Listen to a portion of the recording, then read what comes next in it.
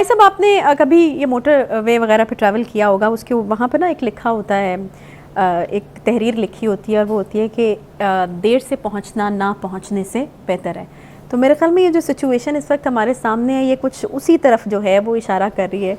मतलब वो बहुत सारी कहावतें फिर कही जा सकती हैं कि बहुत देर की मेहरबान आते आते, लेकिन फिर वही वाली बात है कि ना पहुँचने से तो बेहतर है। तो 21 अक्टूबर को फाइनली जो है वो मियां नवाज शरीफ साहब पाकिस्तान पहुँचेंगे, क्या तासुरात हैं आपके इस पर? देखिए, डेटें तो पहले भी बहुत दफ़ा दी जा चुकी हैं। अगर आपको याद हो, हमने सबसे पहली गलती की थी, जो बाद में हमने अपनी गलती मान ली थी, कि वो 14 अगस्त को आ रहे थे। तो क्या ये डेट फाइनल है? ये तो अब वक्त ही बताएगा। उनके भाई कह रहे हैं तो शायद हमारा पहले भी बहुत मुसद्दका हवालों से वो खबरें आई थी। बहरहाल तो एक चीज़ पे गौर करना पड़ेगा आपको कि जो ख्वाजा आसिफ ने और राना सनाउल्लाह ने कहा था कि जब तक ज़ीरो रिस्क गारंटेड नहीं होगा वो वापस नहीं आएंगे। और वो बात हमें इसलिए भी समझ आ गई थी कि अगर उन्होंने वापस आके जेल ही जाना होता तो फिर वो बहुत पहले आ गए होते। फिर आप देखिए ना कि वो यहाँ से गए हैं 19 नवंबर 2019 को, और वो एग्जैक्टली 3 साल और 11 माह के बाद, यानी ऑलमोस्ट 4 साल के बाद वतन वापस आ रहे हैं। तो क्या ज़ीरो रिस्क हो गया है? अगर हो गया है तो फिर यकीनी तौर पे ये बात दुरुस्त तस्लीम की जा सकती है। 22 तारीख के हवाले से तो बाकायदा प्रेस कॉन्फ्रेंस हुई है जिसमें कहा जा रहा है कि सब लोग मौजूद थे, ख्वाजा आसिफ भी थे, मियां शहबाज मैं उसी तरफ आ रहा हूँ। तो मेरे ख्याल में इस डेट को हतमी फिलहाल के लिए माना जा सकता है। मैं इसको हतमी डेट मान लेता हूँ, और ये भी मैं मान लेता हूँ कि जब वापस आएंगे तो जिस तरीके से कहा जा रहा है, दावा किया जा रहा है कि बहुत बड़ा मजमा जो है वो उनका इस्तकबाल करेगा। 2-3-4 बातें इस हवाले से भी करने की है। पहले ख्याल ये था कि वो शायद जद्दा से इस्लामाबाद आएंगे, लेकिन अब वेन्यू बदल गया है। अब वो लाहौर वापस आ रहे हैं, जो उनकी होम बेस है। ठीक है। उसके बाद वो कब इस्लामाबाद जाएंगे, कब वो सुप्रीम कोर्ट में पेश होंगे, कब वो केस ख़त्म होगा, कब वो उनकी सज़ा माफ़ होगी, ये सारा अमल उनके आने के बाद ही होगा। ये भी मैं मान लेता हूँ कि 21 अक्टूबर को जब वो तशरीफ लाएंगे तो उसके साथ ही एक तरह से नून लीग की इलेक्शन कैंपेन का आगाज़ हो जाएगा, क्योंकि वक्त ही फिर उसके बाद कम है। ये भी मैं बिल्कुल मानने के लिए तैयार हूँ। लेकिन थोड़ा सा अगर हम हिस्ट्री की तरफ जाएँ तो आपको याद होगा कि 14 मई 2006 को मिसाक जमहूरियत साइन किया था उस वक्त नवाज शरीफ साहब ने और बेनज़ीर भुट्टो साहिबा ने, और उसके अंदर जो नकात पर इत्तफाक हुआ था उसके तहत 2 हुकूमतें बनी थी, एक 2008 में और दूसरी 2013 में।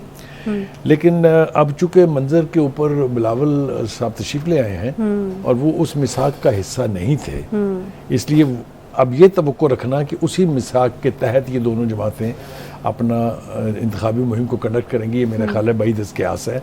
मुझे लगता है कि नई राहें इख्तियार की जाएंगी, नए तौर तरीके इस्तेमाल किए जाएंगे। सही।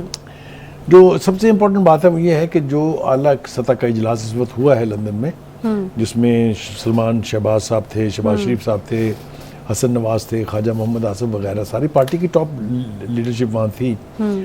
उसमें 2-3 अहम बातें जो है, एक तो ये कि उनकी वापसी के ऊपर बातचीत हुई कि कैसे जाएंगे, किस तरीके से जाएंगे वो, और दूसरा अहम बात ये थी कि जो पीपल्स पार्टी का आज कल अंदाज कह लीजिए या मौक़िफ़ कह लीजिए, वो भी ज़ेरे गौर आया है कि उनकी जो इलेक्शन के हवाले से स्ट्रेटजी है उसको किस तरह से काउंटर किया जाए, ये भी सोचा है।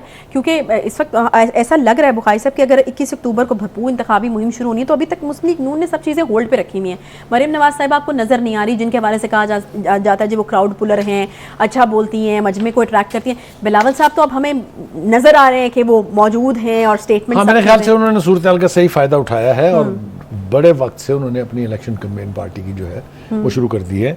जरदारी साहब भी लाहौर पहुंचा ही चाहते हैं, और आपको पता है लाहौर में जरदारी साहब आए अगर तो काफ़ी हंगामा, तो कुछ ना कुछ करके जाते हैं। कुछ ना कुछ करने के वो मास्टर हैं। सही।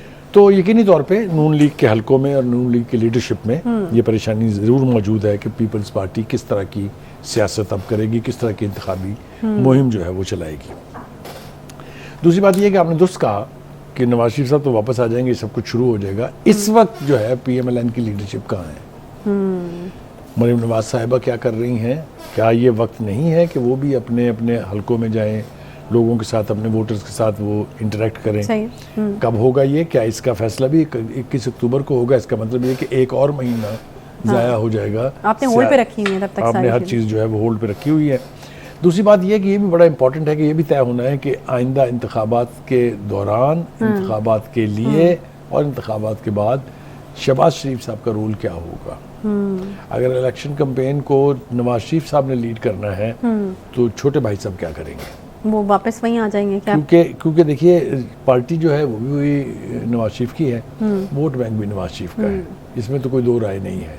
तो फिर इनके जिम्मे क्या रोल लगेगा? तो मोस्ट प्रोबेबली इनके जिम्मे वही पंजाब की सियासत हो सकती है जो कि वो पहले करते रहे। नहीं, मेरे ख्याल से इनके जिम्मे वही लगेगा। ये एक लिंक पिन रहे हैं between the military establishment and the party, तो वो रोल उनको सूट भी करता है और उस रोल की वजह से वो चाहते भी हैं उनके। तो मेरे ख्याल से कम्युनिकेशन के लिए शायद वो रास्ता इख्तियार किया जाए। आपने तो उनको मैसेंजर बना दिया। हमारे साबिक वज़ीर-ए-आज़म अबू खाई साहब क्या करते हैं? बस वो जो भाई के लिए वो हर कुर्बानी देने के लिए तैयार रहते हैं। बड़ी अच्छी बात है, ये तो पॉजिटिव बात है। देखें, दूसरी बात ये है कि युद्ध तो पड़ेगा, इसमें तो कोई शुबा नहीं है कि Punjab will be the main focus of which party performs better in Punjab.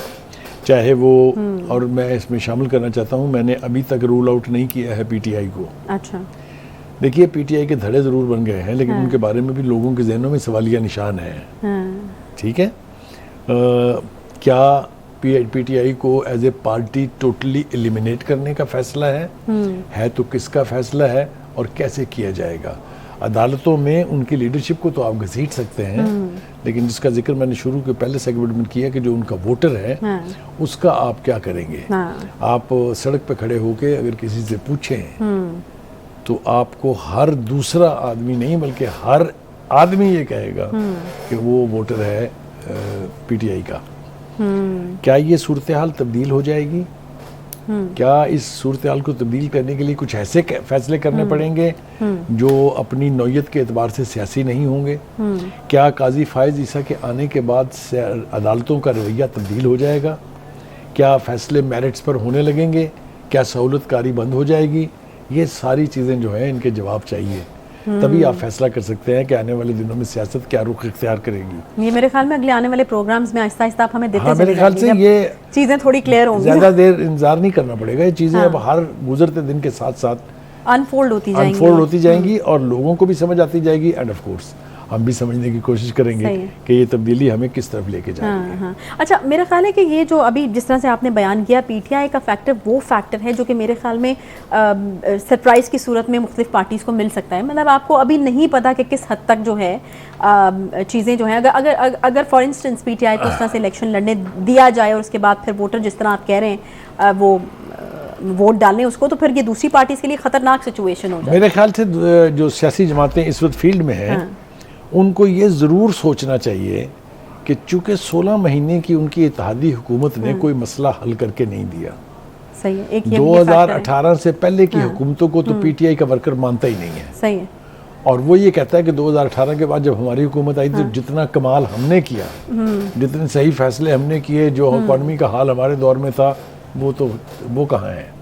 तो वो कंपैरेटिव्स में जाने के लिए 2018 से पीछे जाना नहीं चाहते। एंड वे पीटीआई की कैंपेन भी शुरू हो चुकी है। बुखारी साहब, हमारे यहाँ ये माना जाता है कि जब लीडर जेल के अंदर होता है ना तो उसकी पॉपुलैरिटी जो है वो बढ़ती है, या लोगों का एक इमोशन जो है वो जुड़ता है उसके साथ। तो इन अ वे पीटीआई की कैंपेन चल रही है। देखिए, मैंने तो आपसे पहले कहा, अंदर बैठ के चला रहे हैं, मैंने तो ये तस्लीम किया, यानी भारी दिल से तो मैं नहीं कह सकता, लेकिन बहरहाल मैंने ये तस्लीम किया कि महंगाई के जिनकी वजह से पीटीआई का वोटर अभी तक इंटैक्ट है।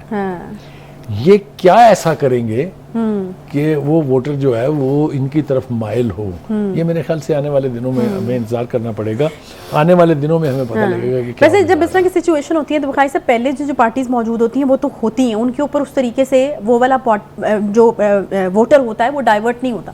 क्या फिर आपको एक अच्छा मुतबादिल देना पड़ता है, जो कि अभी फिलहाल तो नजर नहीं आ रहा? देखिए, मैं इस हवाले से इतना ज़रूर कहूँगा कि अगर नवाज शरीफ साहब फील्ड में वापस आ जाते हैं और उनको इजाज़त दी जाती है कि वो अपना वक्त जेल में सर्व करने के बजाय इलेक्शनियरिंग करें, तो ज़मीनी हक़ाइक़ बहुत सुरत के साथ तब्दील होंगे।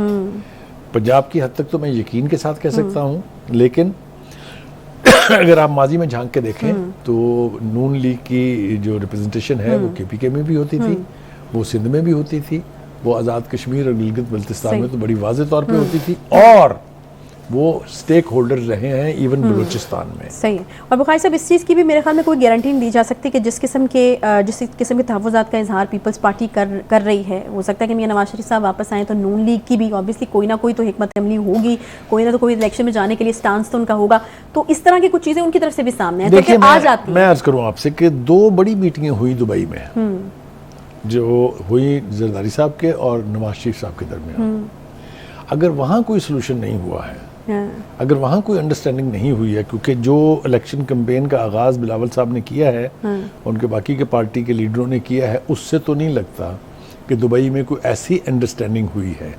लेकिन मैं इत्तेफाक करता हूँ, हमारे जो डायरेक्टर प्रोग्राम्स हैं उनका बड़ा ये स्ट्रॉन्ग स्टांस है कि देखिए दोनों पार्टियां जो हैं ये चूँकि मुतहारब पार्टियां हैं, माजी में इन दोनों के बीच हमेशा इलेक्शन युद्ध होता रहा है, तो ये तवक्को करना कि वो किसी एक प्लेटफॉर्म पर आ जाएंगी या एक तरह से सोचने लगेंगी, ये तो मेरे ख्याल से दीवाने की ख्वाहिश हो सकती है। तो अब देखना ये है, जो जिस चीज़ की तरफ मैं इशारा कर रहा हूँ कि एक तो अदालतों में फेट तय होने जा रही है कि पीटीआई की लीडरशिप जो इसमें जेलों में है उनका इंजाम क्या होगा। मैंने पहले भी कहा था, फिर दोबारा कह रहा हूँ कि 3-4 केसेस ऐसे हैं जो अपनी नौयत के एतबार से बहुत संगीन है। उनमें अगर उन्हें सज़ा होती है तो क्या होगा, कितनी सज़ा होगी, डिस्क्वालिफिकेशन जो है वो यकीनी बना दी जाएगी। उनकी पार्टी के दीगर लोगों को, जो दीगर उनके रहनुमा जो हैं जिनके ऊपर मुकदमात हैं, उनको भी जेलों का सामना करना पड़ेगा।